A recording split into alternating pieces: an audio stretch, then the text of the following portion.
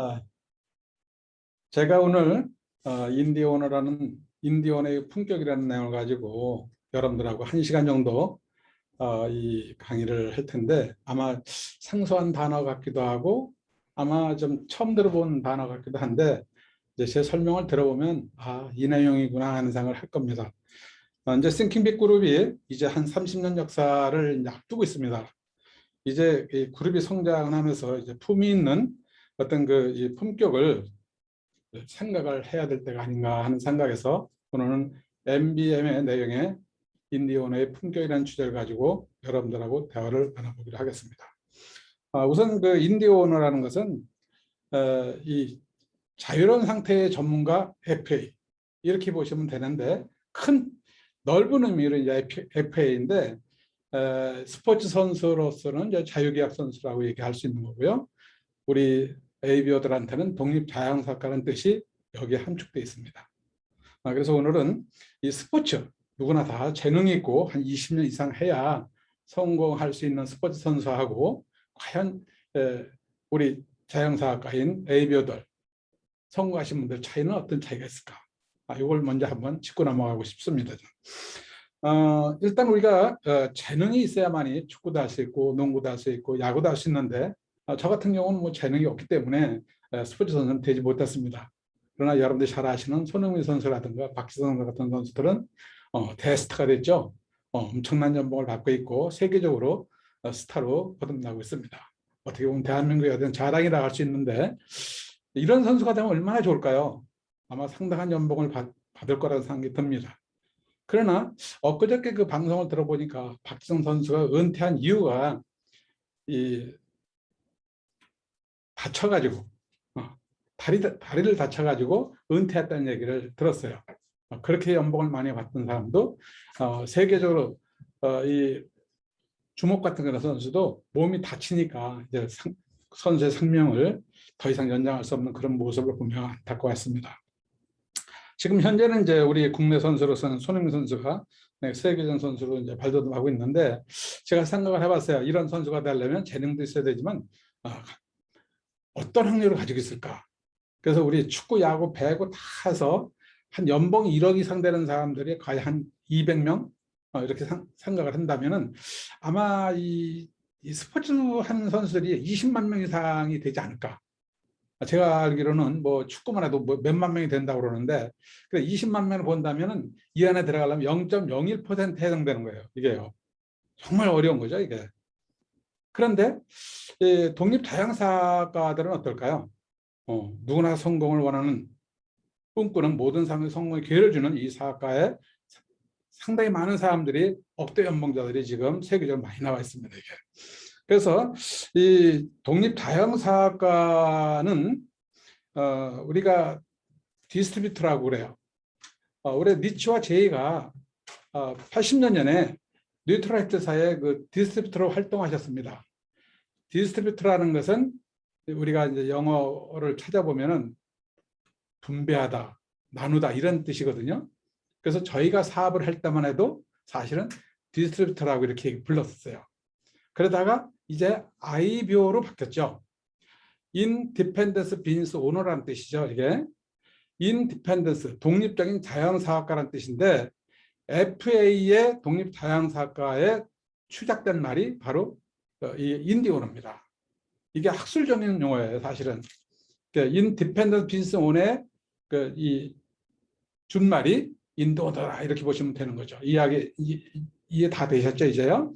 그래서 지금은 이제 몇 년 전서부터는 인디펜던스 비즈니스 오너였다가 지금은 ABO로 바뀐 겁니다. 아메이 비즈니스 오너로 바뀐 거죠. 예. 그래서 이 작은 의미의 인디 오너는 ABO입니다. 우리로서 ABO죠.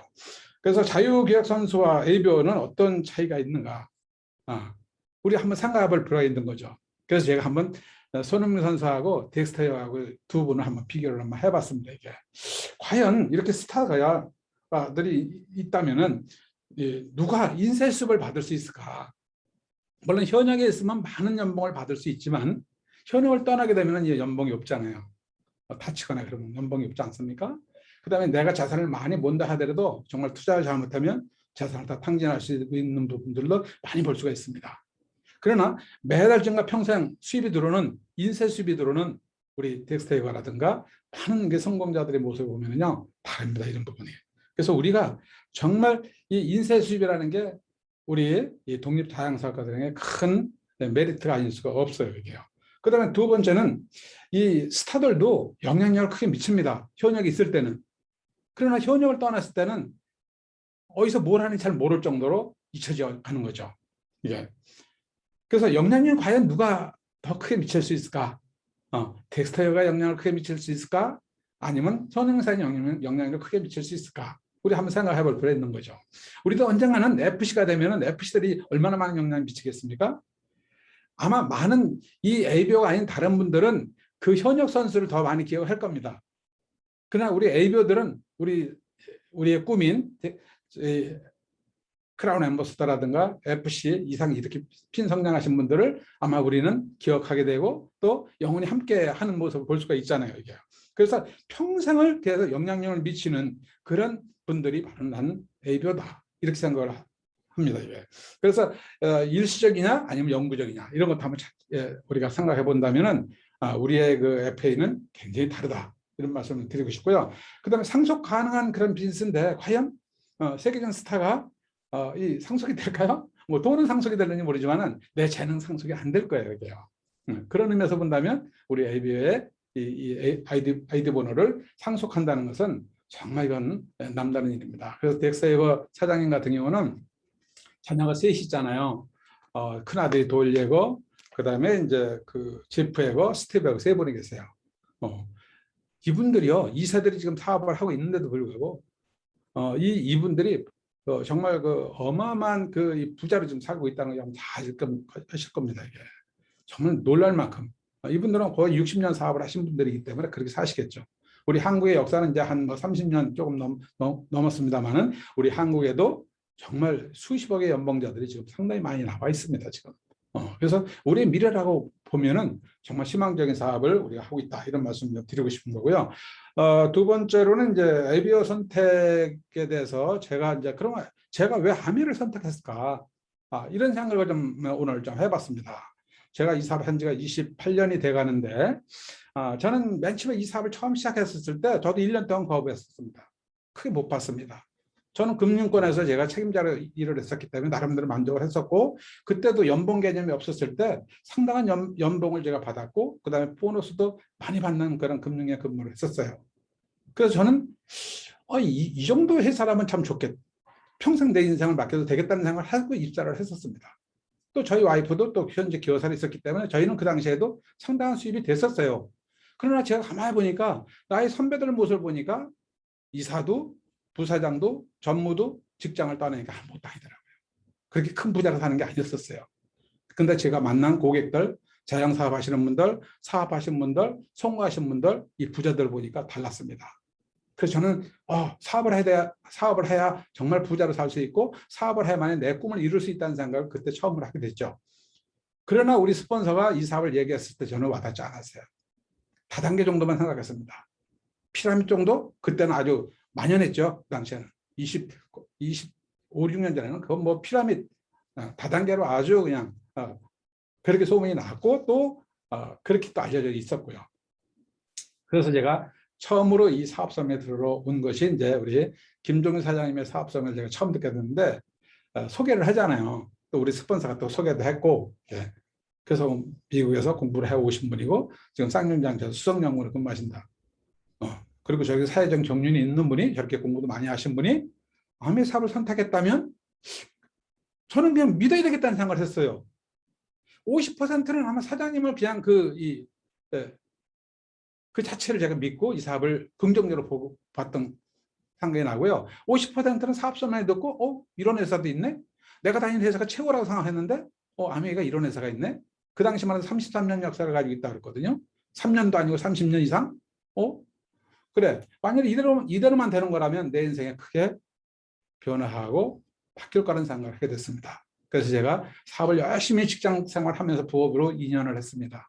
2년을 하니까 에메랄드가 성취되더라고요.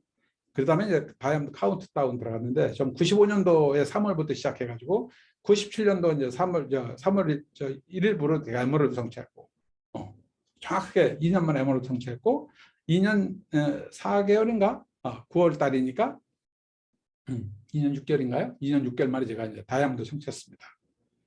그리고 8년 후에 2003년도에 제가 FC가 됐습니다.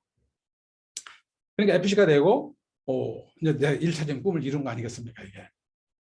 그래서 저는 굉장히 정말 나도 할 수 있겠구나, 나도 해냈네, 그런 생각을 했으면서도 저는 또 하나의 꿈을 꿔야 되겠다는 생각을 했던 거예요. 그래서 제가 못다한 공부를 해야 되겠구나 이런 생각을 하게 됐던 것이죠. 그래서 그때 김종인 선생님이 이런 얘기 했습니다. 하나만 잘하면 모든 것을 내가 가질 수 있고 모든 걸 해낼 수 있다고 얘기하셨습니다. 그러니까 하나가 뭔가 암회를 제가 어느 정도 성취를 해놨잖아요. 그래서 제가 못다한 공부를 그때 또 했었습니다. 그래서 제가 2019년도에 제가 박사학위를 받았는데 네트워크 마케팅의 경영자산이 보상 성과에 미치는 영향에 관한 연구라는 주제를 가지고 제가 학위 논문을 썼습니다. 우리에 관련된 그런 논문이죠, 이게. 이런 논문을 써서 저는 그냥 제가 쓰고 싶은 분야고 내가 공부하고 싶은 분야고 내가 또 25년 이상을 사업을 해왔기 때문에 이걸 학문적으로 좀 어느 정도 정립을 했으면 좋겠다는 생각을 시작했던 건데 이것이 전 세계적으로 사실 그때 이 네트워크 마케팅에 학위를 쓴 사람이 거의 없었기 때문에 이것이 이제 경영자산이라는 것이 부각이 된 겁니다. 경영자산이라는 것은 많은 거절을 거듭하면서 이뤄낸 성과거든요. 이것이 우리 보상 성과에 어떤 영향을 미치는가, 이걸 밝혀낸 거예요. 그래서 우리가 하고 있는 이 일이 경영자산을 쌓아나가는 일들입니다. 요즘 이제 화제가 많이 이제 우리 회사에서도 얘기를 많이 하고 있는데 건강자산, 매력자산, 경제자산. 사실 경제자산은 포괄적인 의미의 자산을 얘기합니다. 경영자산은 구체적인 자산을 얘기해요. 그래서 제가 이 경영자산이라는 것이 이제 시작됐기 때문에 많은 사람들 알려지지 않았지만 어쨌거나 이 경영자산이라는 말을 처음으로 밝혀낸 다는 이유로 마르커스 후주그라는 그런 국제단체에서 저한테 2019년도에 마르커스 엘버트 넬슨 평생 공로상을 제가 이제 받았습니다. 그리고 2020년도에 그 업적을 인정해서 저희 가족하고 제 이름이 국제인명사장까지 등재되는 영광을 안게 됐죠. 그래서 이제는 우리 A배들도 아직까지는 모르지만은 이게 국제기관에서 그래도 어느 정도 인정을 했던 그런 부분이기 때문에 앞으로 저는 상당히 좀 우리 A배들이 자부심을 가지고 이 사업을 해도 되지 않겠나 이런 생각을 좀 해봅니다. 그러면 제가 이 아메 사업을 왜 사업을 해야 됐을까? 아까도 말씀드린 바와 같이 직장 생활 잘 편하게 할 수 있고 한 달에 그래도 몇백만 원씩 봉급을 받고 보너스도 많이 받고 은퇴할 때까지 기간이 보장되어 있고 우리 자녀들 공부 다 시켜주고 저도 돈이 없다 보니까 회사에서 은행에서 저를 특별히 대줘가지고 대학원 다니고 했습니다만은 이런 좋은 회사에서 내가 왜 그 직장에 만족하지 않고 왜 사업을 해보려고 했었을까요? 저는 그때 스폰서가 좀 파이프라인이라는 책을 읽게 됐습니다. 파이프라인의 책 내용에 대해서 여러분 잘 아시잖아요. 어떤 내용일까요? 우리가 두레박으로 매달 물을 퍼서 먹는 그런 개념의 직장인하고 그 다음에 매일매일 파이프라인을 묻어나가는 사업가의 어떤 마인드, 그걸 쓴 책이 파이프라인 아닙니까 이게. 그래서 저는 가만히 보니까 제가 열심히 20년 동안 일을 했는데 두레박으로 물을 푸는 일만 계속한 거예요. 근데 내가 만난 사장님들이나 성공하신 분들은 그게 아니더라고요. 여유 있게 살면서도 엄청난 돈을 벌고 또 시스템이 돌아가는 것을 그때 알게 됐어요.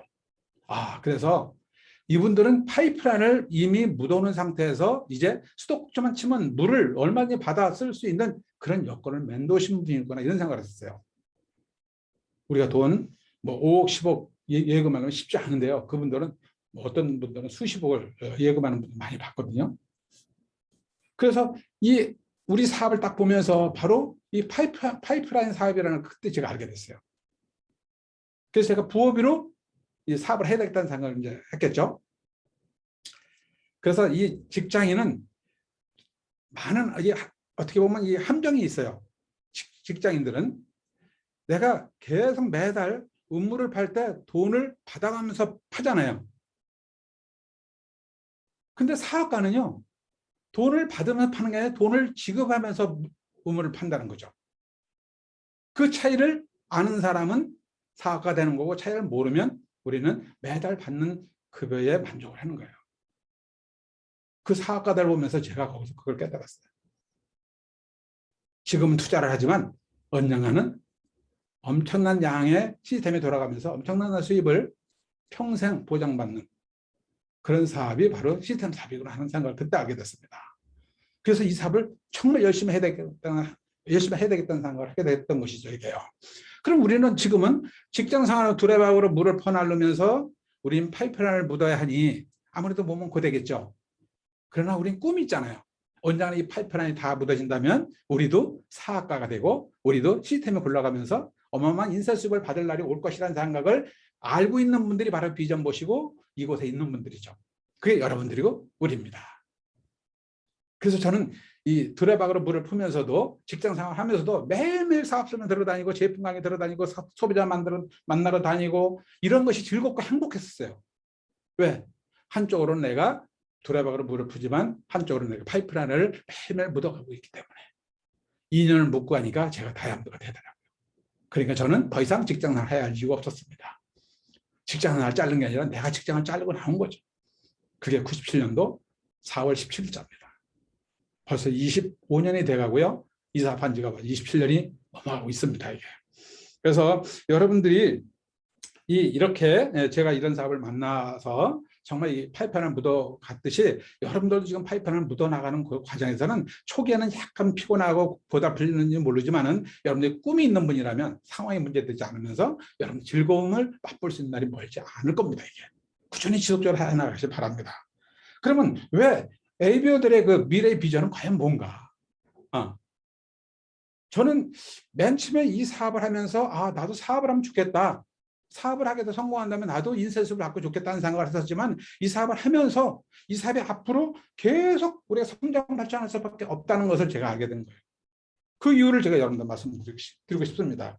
자, 우리가 지금 정말 대단한 비즈니스를 우리 만났다는 것을 그냥 말로만 아니고요. 지금 2022년도 그 세계 미래보고서 내용을 보니까 지금 현재 직업은 거의 다 사라진다는 거예요. 뭐 일자리가 좀 줄어든다는 건 다 이미 알려진 일이고요. 지금 현재 성장하고 있는 직업은 존재하지 않는다. 앞으로 성장하는 직업은 존재하지 않는다. 지금 현재 있는 직업 중에서도. 그럼 어떤 직업이 성장을 할까? 어떤 직업이 앞으로도 유망할까? 여기에 여러 가지 있지만 내가 상수한 그런 직업들이 굉장히 많은데 내가 익숙한 이 직업 두 가지만 말씀드리겠습니다. 생활치료사가 앞으로 유망한 거예요. 그 다음에 개인 건강 및 웰빙 큐레이터가 앞으로 유망하다는 거죠. 이게 과연 누굴까요? 1대 맞춤형으로 우리가 항상 개인 건강을 우리가 체크해주고 있고 건강을 지도해주고 있습니다. 그 다음에 그분들한테 웰빙에 관련된 부분을 또 상담도 해드리고 있죠. 이 부분은 미래보고에서 나왔듯이 앞으로도 굉장히 유망한 비즈니스 직종으로 이미 평가받고 있다는 거죠. 고로 우리가 하는 사업은 걱정 없이 우리가 꾸준히만 열심히 한다면 앞으로 어떤 저항도 받지 않고 크게 성장할 수 있으라는 것을 이런 보고서를 통해서 볼 수가 있고요. 그 다음에 이제 실질적으로 이제 현명한 그 소비자들이 계속 증가하는 이유가 있어요. 뭐냐면 산업기술이 이제 발달되면서 전통적인 유통시장이 변화하고 있잖아요. 어떻게 변하고 있을까요? 전통적 유통시장이 변하고 있는데 이 전통 유통시장에서 할인 매장이 변하고 할인 매장에서 이제 이 현명한 소비자가 출현하기 시작돼요. 이걸 우리가 엘벤 토플러는 이 소비자 혁명이라고 얘기하는 겁니다. 그럼 현명한 소비자가 탄생할 수밖에 없는 이유는 뭘까요? 우리가 잘 알고 있는 캐시백을 돌려주는 거죠. 35%까지 캐시백을 돌려주고 있다는 거. 우리 사업성을 듣다 보면 이 마트에서 아니면 뭐 이 마트에서는 뭐 300원을 받지만 우리가 ABO가 되면 이 10,000원을 받는다고 해서 33배를 더 받는다고 그러잖아요. 자, 이 캐시백을 33배가 어떻게 돼서 발생되는가를 일반인들이 알게 된다면 굳이 우리가 마트 가서 사야 할 이유가 없는 거죠. 이걸 알리는 게 우리의 역할이라고 볼 수 있는 거예요. 두 번째, 모든 제품을 30% 싸게 쓰면서 직거래 형태로 이루어지고 있는 겁니다. 우리 사업이 앞으로 영원한 것은 상하 필수품 취급하는데 상하 필수품을 만드는 회사도 많지만 상하 필수품을 세계 최고 제품을 생산하는 회사는 우리가 아메라는 거 다 알고 계시잖아요. 엄청난 연구 인력과 그 자금력, 경영 마인드, 그다음에 이 특허 이런 부분들이 뒷받침되면서 이미 63년 동안 검증이 된 이런 제품들이 세계적인 최고의 상하 필수품을 우리가 취급하고 우리가 전달할 수 있는 그런 이 관계에 있다는 거죠. 세 번째는 100% 만족 보증제도. 수없이 들어본 얘기지만 과연 이게 어떤 가치가 있는가. 사실은요, 100% 만족 보증도 제가 이 사업을 한 지가 아까도 말씀해 오래됐지만 이 사업을 하고 나서 바로 이마트에서 100% 만족 보증제를 도입한 적이 있었습니다. 근데요, 보름 만에 취하시켰어요. 감당을 못하는 거예요, 이게. 환불되니까 감당을 못해가지고 취하한 적이 있었습니다. 근데 아메는 63년 동안 계속 이걸 지켜온 겁니다. 그 다음에 LCA 기법이라 들어보셨나요? 네. 이 LCA 기법이란 뭐냐면 환경과 인간의 단 1%라도 해가 돌아온다면 수익과 관계없이 모든 제품을 폐기 처분하겠다는 그런 제품이죠. 이걸 처음으로 도입하는 회사가 아메입니다. 당연히 이러는 제품이니까 100% 만족 보증제를 확실하게 지켜와 올 수 있었던 것이죠. 이게요. 그 다음에 네 번째는 편리함을 들을 수 있어요. 자, 굉장히 바쁘죠. 우리 젊은이들 특히 바쁠 겁니다. 맞벌이 하지 않는 분들이 없어요. 요즘은. 맞벌이 부분 뭐랄까. 딘트족이라고 그래요. 딘트족. DINT. 더블 인컴 노 타임. 맞벌이 하려니까 시간이 없다는 얘기죠. 이런 부부들이 굉장히 많이 나오기 때문에 집에서 전화 주문하면 그냥 배달이 되고 그다음에 인터넷 주문하면 배달이 되고 최고 제품들을 편리하게 배달했으니까 소비자가 늘어날까 안 늘어날까요? 늘어나게 돼 있는 거죠. 늘어나다 보니까 나한테 보너스가 더 들어오네. 보너스가 들어오니까 수익 구조를 또 이해하게 되고 수익을 이해하다 보니까 어떻게 될까요? 사업에 대한 관심도 늘게 되는 것이죠. 자, 그럼 왜 이 사업가들이 계속 우리한테 기회이고 늘어날 수밖에 없을까요? 우리한테 정말 축복입니다. 이 코로나가 어쩌거나 우리에게는 정말 안 좋은 일이긴 하지만은 이 코로나로 인해서 세상이 완전 변하고 있잖아요. 또 우리 사업은 코로나에도 아랑곳 하지 않고 계속 성장 발전하고 있지 않습니까? 지금 일어난 일들 중에서 뭐냐면 이 과학이 발달되면서 일어난 일들은 뭐냐면 지금 아까도 얘기했지만 우리가 할 수 있는 일은 아까 플랫폼 비즈니스 우리 ABO들이 이제 내가 이제 사업을 선택했다 그러는데 그 전에 이 선택할 수밖에 없는 이유는 뭐냐면 그 기업도 이제는 이 소비재 제조업 같은 분야에서 이 아이템 가지고는 큰 돈을 못 번다는 것이 이미 상식화됐습니다. 그래서 4차 산업혁명 해가지고 여러분들 잘 알고 있는 뭐 바이오라든가 로봇이라든가 그다음에 뭐 AI, 반도체, 우주항공, 뭐 그다음에 자율주행 이런 앞으로 먹거리 비즈니스고 이런 게 굉장히 엄청난 돈을 버는 그 아이템이라고 생각하는데도 불구하고 세계 초인류 기업들만이 할 수 있는 일들이에요. 우리가 할 수 있는 일이 아니에요. 우리가 여러분들 할 수 있습니까? 오늘도 제가 5시에 우리 대한민국이 참 대단하다고 느꼈습니다. 누리호인가요? 누리호 발사해가지고 성공했습니다. 전 처음 봤는데 이게 세계 우주 7대 강국 중에 하나 들어간다고 하더라고요. 대단한 나라 아닙니까, 이 나라가? 저는 우리 대한민국이 앞으로 경영 중심지가, 경제 중심지가 되는 나라라고 저는 생각을 해요. 그렇게 전문가들이 많이 얘기하고 있습니다. 그래서 우리가 진짜 돈만 많이 벌고 잘만 살게 되면요, 아마 좋은 나라에서 살게 돼요. 우주 강국이 됐다는 걸 오늘 통해서 또 이렇게 본 거 아닙니까? 이 나라 태어난 거 정말 자랑스럽게 생각해야 되고 그중에서 ABO로 태어난 거 자랑스럽게 생각해야 돼요.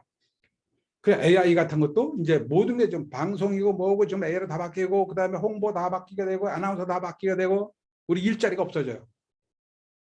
지금 이 현대차 같은 경우도 보스턴 다이내믹스라는 회사를 인수해가지고 이 로봇 기술을 완전히 세계 최고의 기술을 가지고 있는 회사를 인수한 겁니다.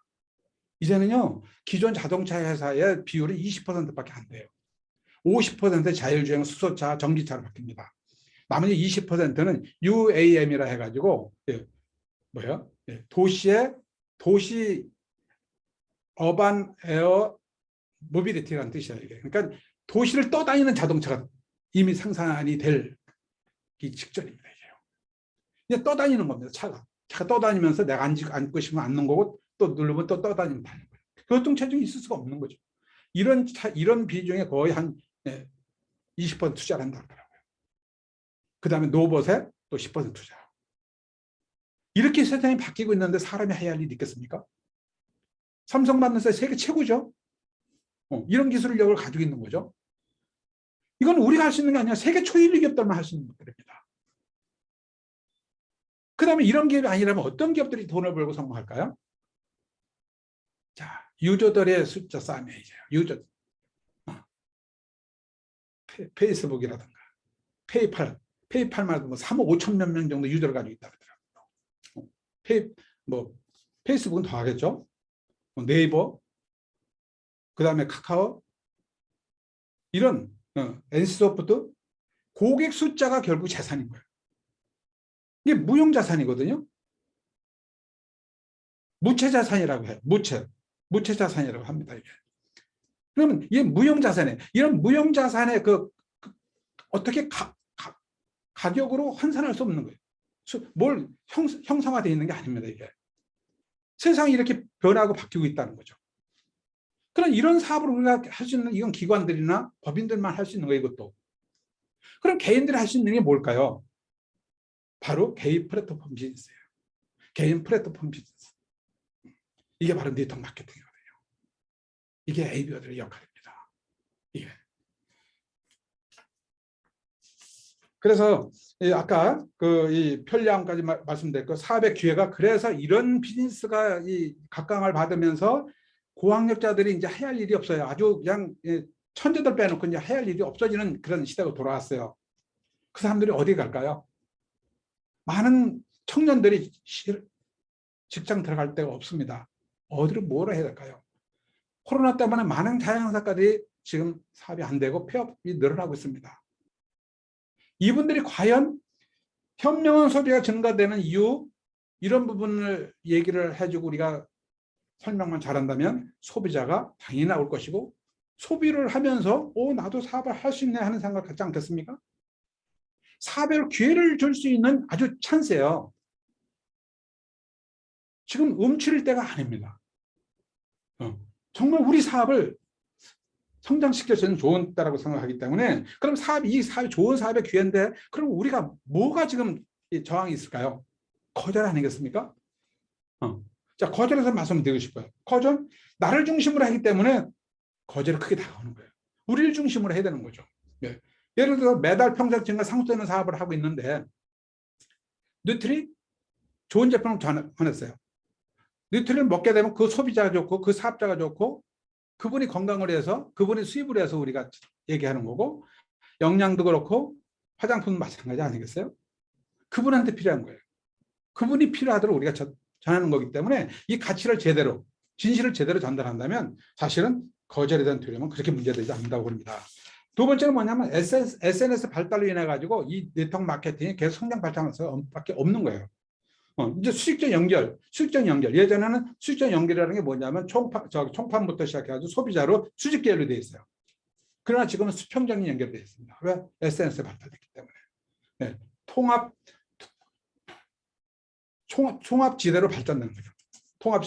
그래서 ABO가 제품을 쓰면서 제품을 전달하는 AB자이면서 소비자의 역할을 하는 거죠. 이걸 우리가 엘벤토프는 프로슈머라고 해요.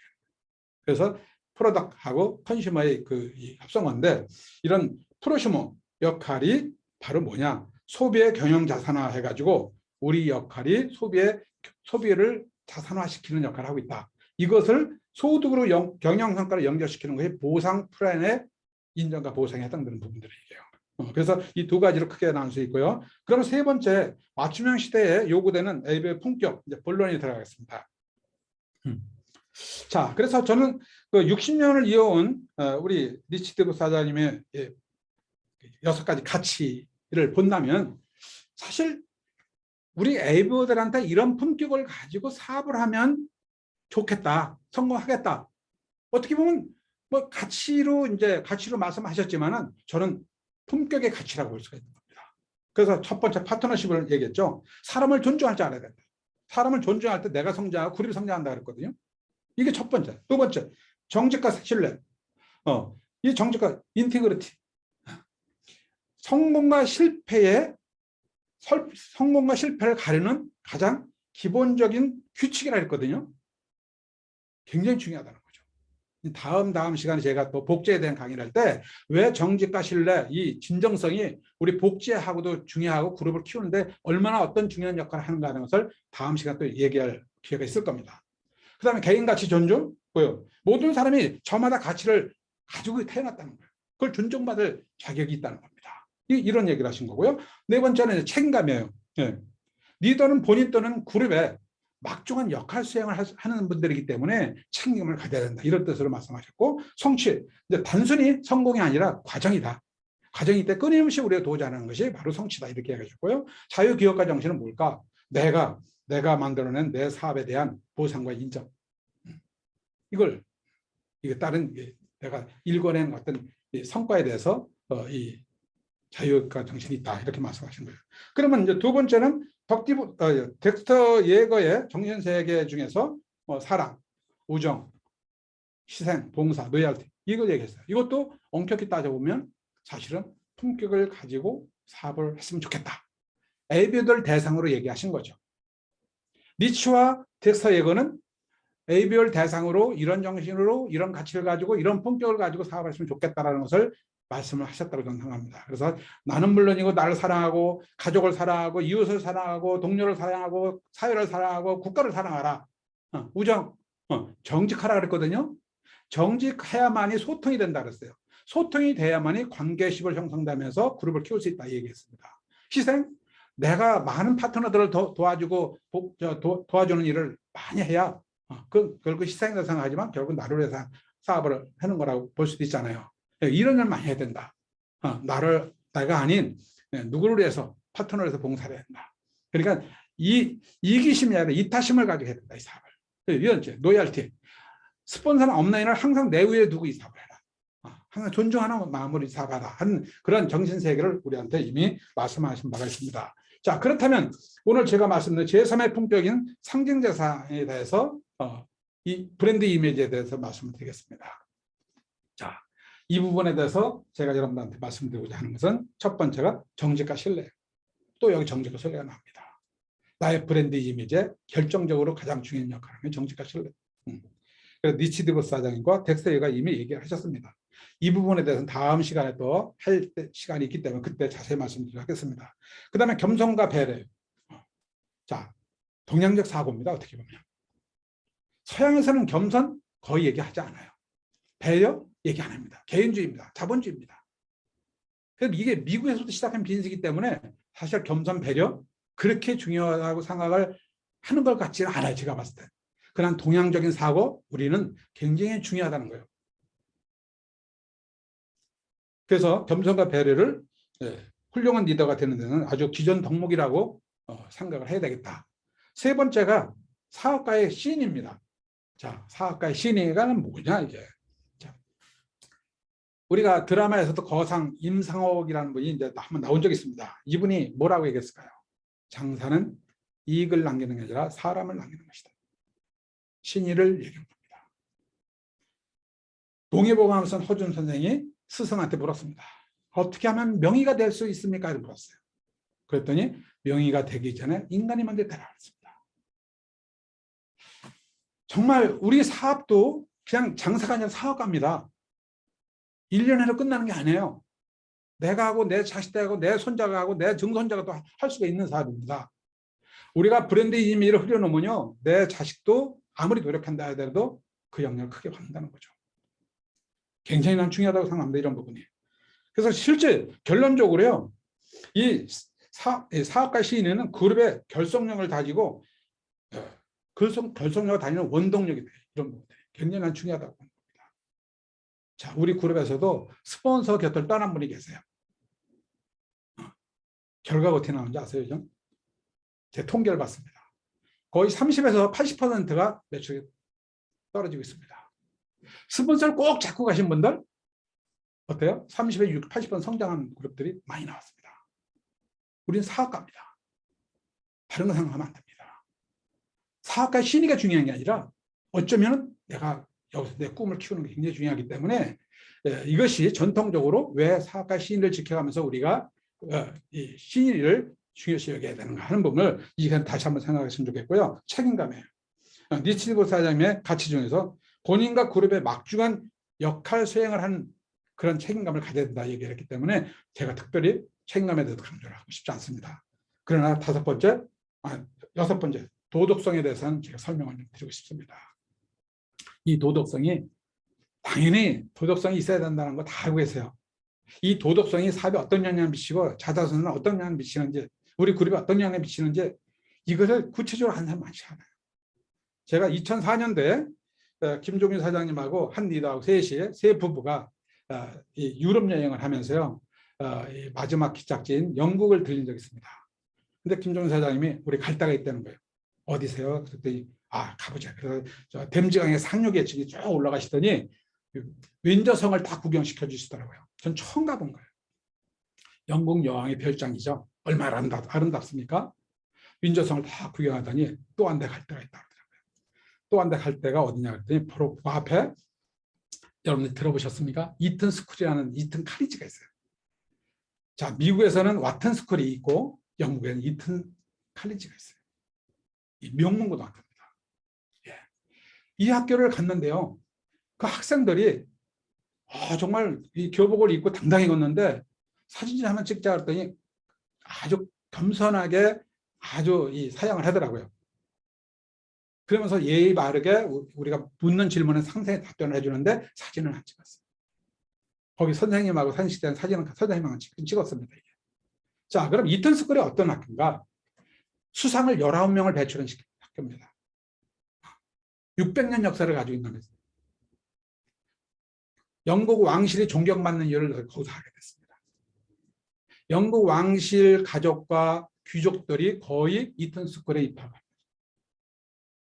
더 중요한 것은 이 이튼 스쿨이 600년 역사상 제1차, 2차 세대전을 맞이했는데 이 사회적인 책임을 다하는 걸 제가 봤어요. 그러니까 약 학생들 거의 3분의 1 이상이 2,000명 이상이 그 전쟁터에서 전사를 한 거예요. 누가 전사했을까요? 귀족, 왕족들이 전사한 거예요. 본인들이 직접 나가가지고 국가를 지킨 거죠. 애국을 한 겁니다. 그런 부분이 있기 때문에 이튼 스쿨이 세계적 명문학교가 됐고 또 이 학교는 영어 수학을 그렇게 중요시 여기지 않는데요. 체육 과목을 굉장히 중요시 여깁니다. 근데 이 학교에 교훈이 있어요. 교훈이 있는데 교훈이 뭐냐? 남의 약점을 이용하지 말아라. 우리는 사랑과 봉사, 성실, 이렇게 구체적인 얘기가 아니잖아요. 그렇죠? 추상적인 교훈인데 이 학교는 구체적이에요. 남의 약점을 이용하지 마라. 두 번째, 비굴한 사람이 되지 마라. 세 번째, 약자를 깔보지 마라. 네 번째, 항상 상대를 배려하는 마음을 가져라. 다섯 번째, 잘난 체하지 마라. 다만 공적인 일에는 용감하게 나서라. 이걸 가르쳤다는 거예요. 그래서 이 학교 교장이 졸업식 때 꼭 축사를 할 때 빼먹지 않는 말이 우리 학교는 자신의 출사와 자신만을 잘 되기를 바라는 사람은 원치 않는다. 훌륭한 인품이 위대한 리더를 만든다고 항상 교육을 하는 학교가 이튼 스쿨이라고. 그래서 저는 어떻게 이제 스폰서님 덕분에 이 학교 가서 그때는 이 학교가 어떤 학교인지 잘 몰랐어요. 학교 모습을 보고 학생들 모습을 보면서 지금 정말 대단하구나.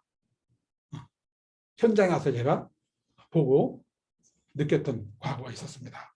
그래서 이 도덕성이 참 중요하다는 생각을 좀 말씀을 드린 거고요. 그 다음에 이제 이 품격 중에 이제 외형적인 품격이라고 볼 수 있는데 빈스맨의 어떤 자세, 복장, 이 말하는 잘 아시죠?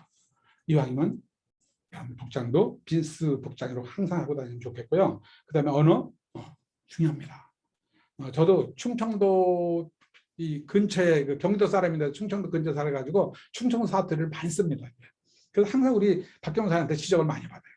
그래서 전 집에서든 뭐 편하게 했던 이 옷을 입고 일을 할 때 보면요, 항상 좀 리더의 품격을 지키라고 얘기해가지고 항상 한 소리 듣고 합니다, 이게. 그래서 정말 평소에도 깔끔하게 입고 깔끔하게 내가 사는 모습 보여주는 게 참 중요하다는 생각을 해요. 그 다음에 세 번째 표정입니다. 이 표정은 앞사람을 표정 관리가 잘 안 되면 앞사람을 잃고 감정 관리를 못하면 전체를 다 잃는다 그랬거든요. 예, 그만큼 우리가 항상 힘들어도 즐겁게 이 사업을 사는 게 좋겠다는 생각을 합니다. 그 다음에 이제 평상심을 이제 마지막 하나 말씀을 아까 빼먹었는데 평상심 하나 좀 말씀을 드리고 싶어요. 참 리더가 이 평상심이 왜 이렇게 중요한가 하는 것을 제가 이제 드리고 싶은데, 중국 만리상성의 변방에 이 할아버지가 한번 살고 계셨어요. 이 할아버지하고 아들이 살고 있었는데, 아들이 손자가 살고 있었어요. 근데 이 손자가 말을 좋아해가지고 말을 이제 키우고 있었는데, 어느 날 이 말이 집을 나가버린 거예요. 그러니까 할아버지가 상심을 했을까요? 물론 상심도 했겠지만은 동네 사람들 와가지고 그 손자가 좋아하는 그 말을 잃어버렸으니 얼마나 상심이 많으냐고 그 할아버지를 위로를 했어요. 그때 할아버지가 이런 말씀을 했습니다. 우리 말은 나갔다가 다시 들어올 거다. 나는 상심하지 않는다. 이렇게 얘기를 한 거예요. 그러니까 어느 일정한 시간이 흐른 다음에 진짜 이 말이 다시 돌아왔는데 그냥 돌아온 게 아니라 임신해가지고 돌아왔고 또 한 마리 말을 데리고 들어온 거예요. 너무 좋아했겠죠. 그래도 이 할아버지는 좋아하지 않은 거예요. 난 그럴 줄 알았다. 난 내 말을 내가 믿고 있었다. 근데 이 손자가 이 말을 좋아하니까 말을 타다가 떨어졌어요. 떨어져서 다리를 다쳤어요. 그러니까 또 동네 사람이 와가지고 귀한 손자가 이렇게 다리를 다쳐서 어쩌면 좋겠냐고 위로를 하니까 우리 손자는 다리는 다쳤어도 곧 나을 거라고. 그런데 전쟁이 일어났어요. 전쟁이 일어나가지고 징집을 하는데 청년들을 다 이제 징집으로 끌려가는 그 시점이었습니다. 근데 그 손자는 다리를 다쳐가지고 징집에 면제돼. 그래서 목숨을 부지했다는 겁니다. 그때 그 말이 인간만사 세옹 치마를 말이고 생각합니다. 인간사에는 세옹, 금방 세자, 옹, 늙은이 옹자예요. 그 다음에 말이죠, 말. 그러니까 인간만사는 즐겁고 어렵고 힘든 일이 있지만 참고 가고 평상심에 잃지 않고 간다면 언젠간 좋은 결과를 맞이한다. 어쩜 우리 김종선의 긍정 마인드, 절대 긍정을 아마 이렇게 표현했는지도 모르겠습니다. 자, 우리가 사업하면서 항상 좋습니까? 항상 필요합니까? 항상 매출 올라갑니까? 아니잖아요. 그죠? 이럴 때 어떻게 될까? 평상심 잃지 말아라. 너무 필요없다 좋아하거나 내가 필요없다고 해서 모든 게 다 끝나는 겁니까? 다음 목표를 또 도전해야 되잖아요. 이때 또 한번 다짐하고 결심하고. 아까 얘기했던 성과에 대해서 말씀하셨잖아요. 결과가 아니다. 이건 과정이다, 이게. 그래서 항상 평상심을 잃지 않고 우리 사업을 꾸준히 지속적으로 해나간다면 아마 우리가 브랜드 의미를 쌓아나가면서 아마 좋은 결과를 우리가 내지 않을까 이런 생각을 좀 해봅니다. 마지막으로 이제 이 말씀드릴 부분이 인간의 궁극적인 목적은 과연 뭐냐? 우리는 행복 추구 아니겠습니까? 최고의 성공은 뭐냐? 제가 극기라고 써 있어요. 극복할 극기, 자기를 극복하는 것을 극기라고 해요. 예. 그래서 이 사업의 그 핵심, MBM의 핵심은 뭘까? 핵심은 뭘까? 저는 극기예요. 자기를 우선 이기는 거예요. 자기를 극복하는 겁니다. 나를 스스로 극복하지 못하고 어떻게 남을 리드해 나갑니까? 나를 극복하지 못한 상태에서 어떻게 남을 리드해 나갈까요? 그래서 여기서는 정신력, 절제력, 인내력을 말씀드리고 싶어요. 정신력은 나의 꿈을 지탱해주는 힘이에요. MBM이라는 게 바로 여러분들 정신력, 여러분들 꿈을 지탱해주는 그런 능력을 향상시켜주는 그런 시스템이라고 보면 됩니다. 절제력은 뭘까요? 내가 해야 될 것과 하지 말아야 될 것을 구분할 줄 아는 사람들이에요. 품격을 아마 요구한 거죠.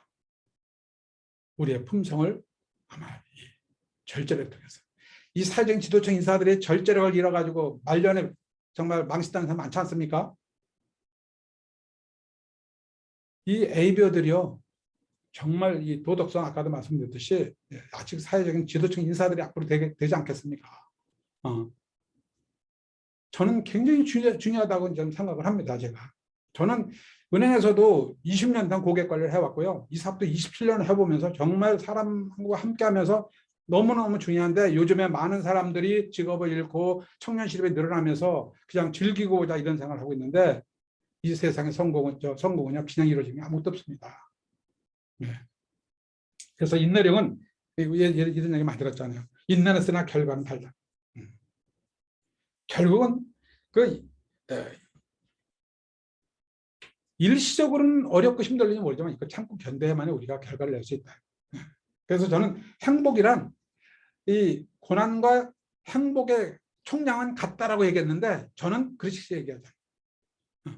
고난과 행복의 총량이 같은 게 아니라 고난을 극복하려면 행복의 총량은 배가 된다 이렇게 말씀드리고 싶은 겁니다. 그래서 여기 보면 제가 한자를 썼는데 죄송합니다. 한자를 써서 그냥 한자를 쓰는 것이 이해하기 좋기 때문에 제가 한자를 쓴 거예요. 어려울 꽃자 쓸 꽃자거든요. 지금 현재 어려움을 극복하잖아요. 일시적으로 어려움을 극복해요. 우리가 거절당하는 어려움을 극복하고 있습니다. 그럼 어떻게 될까요? 몇 년 후에는 행복이 찾아오겠죠. 경쟁이 어려움. 모든 게 이런 어떤 그 품격을 지키는 거, 품성을 가지는 것도 사실은 여유가 있어야 가능한 거예요. 여유는 어디서 나오냐? 사실 경제적인 여유가 있었을 때 또 가능하겠죠. 그랬을 때 또 우리 행복도 다가올 수 있는 거예요. 그러면 우리 지금 몇 년 동안 열심히 우리가 어렵고 고난의 길을 걷고 있고 거절을 받고 있다는 것을 우리가 어려울 꽃자로 쓰고 있지만 이것을 참고 견디는 우리는 앞으로 50년, 60년 우리 때는 물론이고 우리 아들 때 또 손자 때, 증손자 때까지 어떻게 될까요? 상류계층에서 멋있는 삶을 우리 원하는 꿈을 자유로운 삶을 자유로운 상태의 전문가로서 우리는 그 성을 지금 쌓아나가고 있다. 그걸 알고 있기 때문에 지금 우리는 고생이라고 할 수 있는 고난의 길을 우리가 지금 스스로 선택한 거 아니냐. 두 번째, 어떤 거냐. 행과 고가 바뀌면 안 돼요. 지금 행복해야 너무 좋다. 소확행이라든가 뭐 욜로 이런 얘기를 많이 쓰잖아요. 그래서 여기에 우리가 현혹되면 안 된다. 이런 사람들도 우리는 우리의 그 비전 제대로 보여줘야 된다. 왜? 아까도 얘기했지만 이 시대적으로 우리가 할 수 있는 게 없어요. 아메 사업을 안다고 하는 사람 제대로 없습니다. 아메를 뭘 합니까? 아메를 안다면 안 합니까? 우린 처음부터 이 사업을 비전 딱 보고 그냥 하루 그 이튿날부터 이 사업을 시작했을까요? 그런 사람 없잖아요. 저도 1년 걸렸는데 우리 파트너는 25년 만에 지금 사업해요. 예. 비전을 이 사업을 볼 줄 몰라서 못 보는 게 아닙니다. 이게 때가 있어요. 이게. 그래서 지금 많은 분들이 그냥 재난지원금 받고 우리가 그냥 돈 얼마 받으니까 그냥 내가 그 돈 쓰고 어디가 재밌게 놀고 먹고 마시고 이렇게 이런 시간을 소액행위라가 이런 시간을 보내다 보면 어떻게 될까요? 내가 앞으로 60년, 70년을 굉장히 어렵고 힘든 환경 속에서 지내야 돼요. 내 자식들도 그렇게 됩니다. 내 증손자도 그렇게 돼요. 손자도 그렇게 됩니다. 부만 상속되는 게 아닙니다. 가난도 상속됩니다. 그래서 이런 모든 부분을 이렇게 봤었을 때 아메이 비즈니스는요. 참 정말 축복이다. 전 이렇게 한마디로. 그래서 우리 싱킹빅 그룹이 많은 리더분들이고 김종생 이야 우리 싱킹빅 그룹이 이제 좀 품격 있는 이런 리더의 상으로 좀 이해하시면 좋겠다. 뭐 도덕적으로 윤리적으로 그냥 많이 그냥 어떤 그룹은 막 그냥 유인행위 해가지고 말썽 일으키고요. 또 그냥 뭐 인터넷에서 제품 올려가지고 또 제재당하고 이건 아니잖아요. 이게 니치데 목사님 얘기하는 내용이 아니잖아요. 이렇게 성공하면 뭐합니까? 이렇게 돈 벌면 뭐 할까요? 기본이 안 돼 있는데. 죄송합니다. 제가 이런 말씀 드려서. 저는 저희 그룹에 이런 내용들을 계속 우리 리더들한테 가르쳐줍니다. 우리 싱킹빅 리더들도 같이 갔으면 좋겠어요. 야, 싱킹빅 하면 저는 뭔가 달라. 어제 아주 한국의 유명한 회사의 유명한 지도자가 이런 얘기했어요. 지도자 상에서 얘기했습니다. 지도자, 훌륭한 지도자는 뭐냐? 그 기업을 운명을 좌우한다는 거예요. 직원이 잘못해가지고 기업이 쓰러지는 게 아니라 지도자 한 사람의 생각이 달라지면 완전히 기업이 무너진다는 거죠. 요즘은 그 주기가 15년 이상 넘기지 못한대, 기업이. 첫 번째, 훌륭한 지도자의 상을 뭐냐면 능력을 뽑았습니다. 두 번째, 문화를 얘기하더라고요. 무슨 문화일까요? 바로 제가 말씀드린 오늘 이런 얘기가 문화가 아닌가. 우리 싱킹빅 그룹에 정말 싱킹빅 그룹 리더들은 뭔가 달라. 고객들이 만나고 싶어해. 고객들이 만나면 참 여러 가지 그분의 품성도 좋아지고 그다음 인성도 좋고 그분한테 모든 얘기를 들어보면 정말 정확한 정보도 받게 되고 내가 모르는 걸 도와주고 건강도 이렇게 상담해주고 그냥 이런 부분을 그래서 느꼈을 때 누구한테 제품을 쓰고 누구하고 사업을 하고 싶을까요? 우리 에이비어들이 아셔야 될 게 있습니다. 우리가 맨 처음에는 스폰서가 파트너 다가가고 소비자 다가가지고 리크루팅하고 제품을 쓰게 하고 내 사업자로 후원을 하죠. 그러나 그 다음은 뭡니까? 그 다음에 그 소비자나 그 사업자가 나를 선택하는 겁니다. 나를 선택하지 않으면 이 다른 그룹으로 갈 수도 있고 나를 선택하지 다른 나라 제품을 살 수도 있는 거예요. 제품은 아무도 살 수 있잖아요. 사업 탈퇴사하고 아무나 가서 할 수 있지 않습니까? 우리 김종선 선생님 뭐라 하세요? 물은 위에서 밑으로 흐르듯이 따뜻한 사람한테 우리 다가간다 그랬어요. 바로 인성, 인품, 품격 이게 뭘까? 무조건 사업만 열심히 하고 그냥 수당을 방문하지 않는 이런 과거지향적인 이런 사업은 우리가 앞으로는 정말 사업을 열심히 하되 고객을 사랑하고 함께 한 번 만난 내 고객은 평생 은희처럼 살아가라 하는 얘기를 가슴에 묻고 한다면은요 그 고객은 내게서 떠나지 않을 것이고 우리 그룹은 계속 한 명, 두 명 늘어나면서 여러분들은 FC가 될 것이고 나중에 크라운이 될 것이다. 이런 생각을 해봅니다.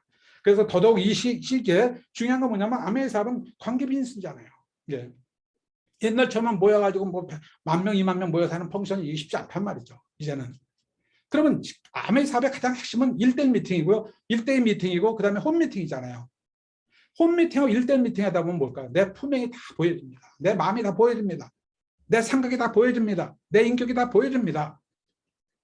그래서 어느 때보다도 우리는 이 리더의 어떤 품격, 품성, 인품 이런 부분들이 참 중요하다는 생각에서 오늘 여러분들하고 1시간 동안 시간을 같이 했습니다.